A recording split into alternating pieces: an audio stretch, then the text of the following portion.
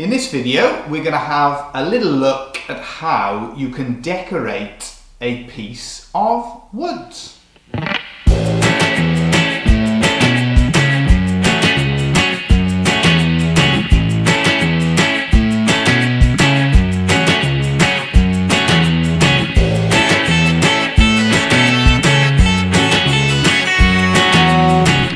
A simple method that we've always used to decorate a piece of wood is to chip carve along the edge.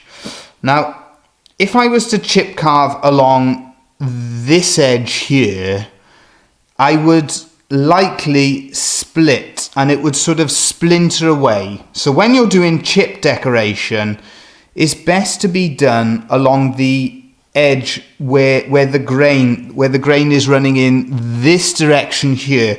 So it's best to be done on the two edges where the grain is running in this direction.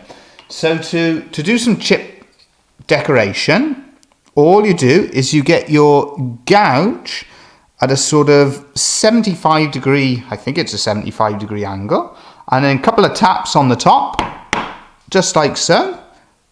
Make it a little bit bigger, come a bit further back if you want to, and you just chip, carve all the way along that edge. And it's just to give a little bit of a finish on the wood. This is a useful idea then as well if you ever have a piece of wood that has been damaged on the edge. It can be a useful method to actually cover that up by chip decorating the edge of a piece of wood that's been damaged. It can actually conceal the damage itself. So that's just a simple method for how you can decorate a plain piece of wood.